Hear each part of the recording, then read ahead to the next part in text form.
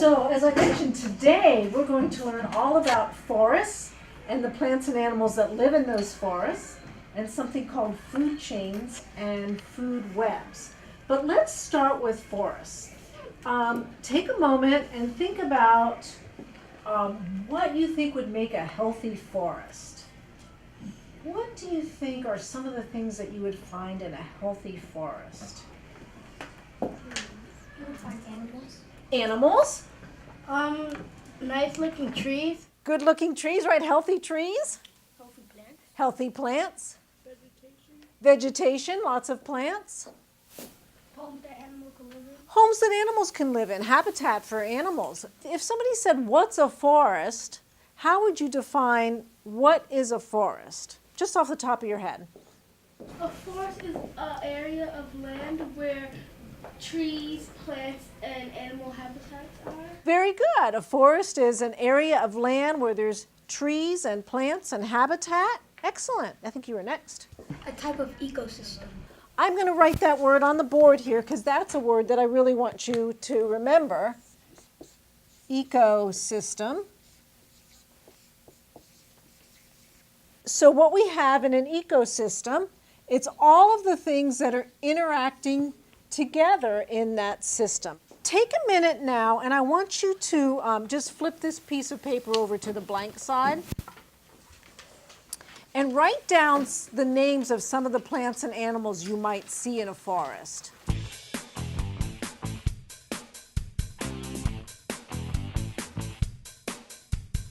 Okay, that's good. Go ahead and raise your hand if you can give me a plant or animal that might live in the forest. Let's start in the back. Birds. Birds, great. Fox. Fox. Rabbits. Rabbits. Squirrel. Squirrels. Frogs. Deers. Deer. That's good. That's a nice combination.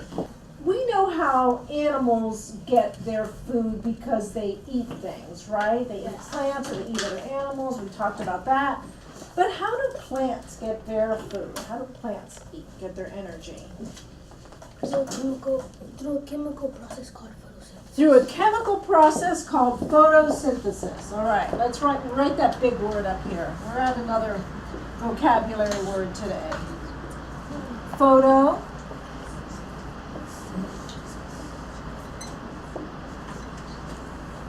So, with photosynthesis, the plants are able to make their sugar their food. So you have to have your light, the photo part, and the plant takes water and carbon dioxide, and inside the leaf is something called chloroplast, and with the light energy, it's able to make sugar. It's able to make its own food. But what about something like somebody talked about a deer or a rabbit being in the forest? What's the deer going to eat? What's the rabbit going to eat? Right, they're going to eat plants and leaves because they're a type of animal. Deer and rabbit are a type of animal that eats only plants. Do you know, that's a vocabulary word for today, what that word is for animals that eat only plants? Who had their hand up first? Herbivores. Can you say that real loud? Herbivores. That's right, herbivores. So let's write a new vocab word down. They eat plants. And we named several that squirrels, rabbits, deer that are herbivores and eat just plants. Now what about some of the other animals in the forest that might be a little bit bigger?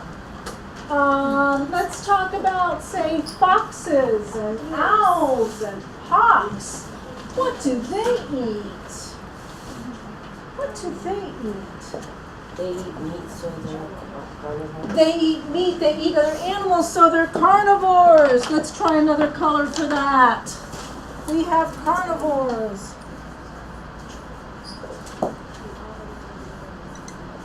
Carnivore. So that would be things like fox and owl and hawks and bears. But you mentioned bears. Okay, so there's one more category of animal that eats both plants and animals. Omnivores.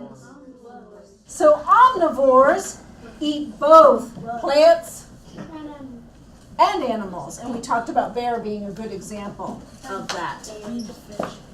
Okay, so now what I want you to do is we have a key vocabulary sheet here on your clipboard today. Now that we've talked about these key terms, draw an arrow from the term and its definition to the picture that best represents it. If you have any questions, raise your hand. I'll come around and help you.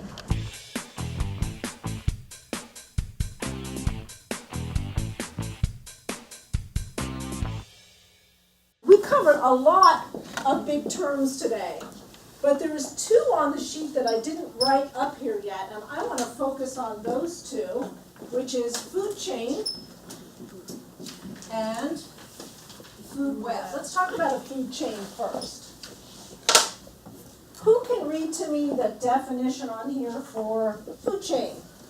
Food chain, the order in which animals feed on plants or on other animals. I've kind of drawn that here where we have the sun going to the grass, and then the rabbit eats the grass, so the energy is flowing this way, and then the owl eats the rabbit. So we've got a food chain, and I made a little food chain here.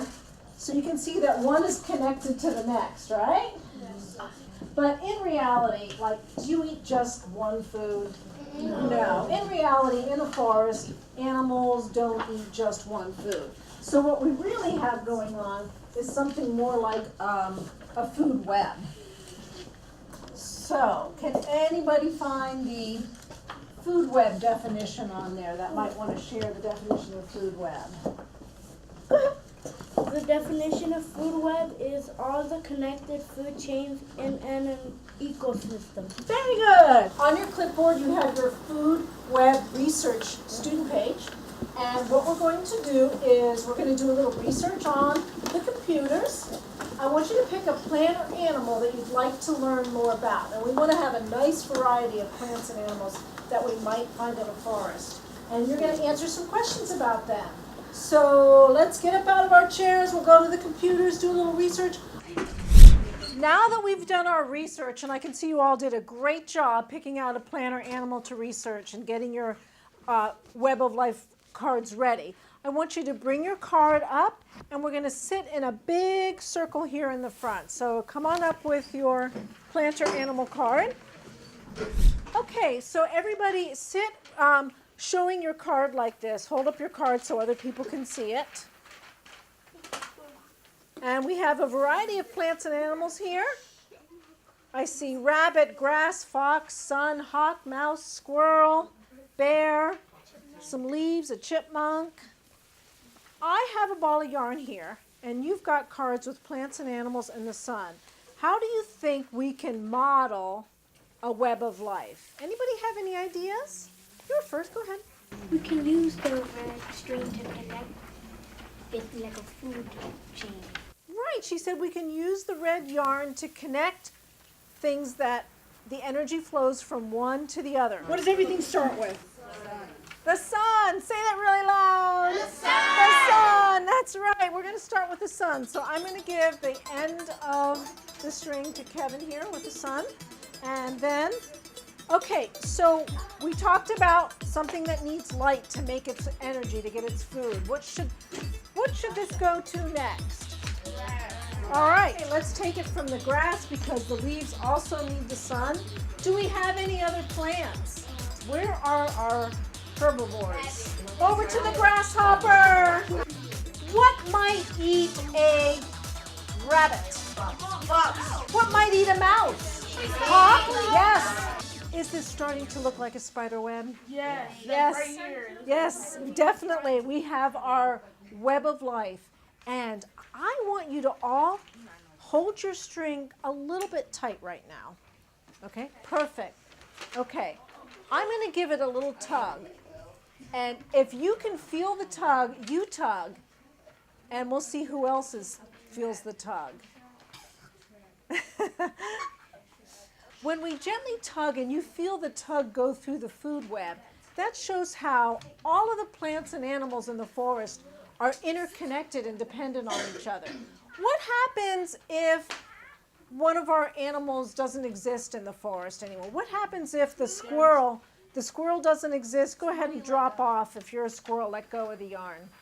So what about the animals that eat the squirrel, like the fox? So the fox has to let go of the yarn because you're dependent. You're eating that.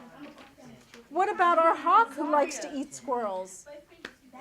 Kevin, could you repeat what you said nice and loud? Each animal depends on the other.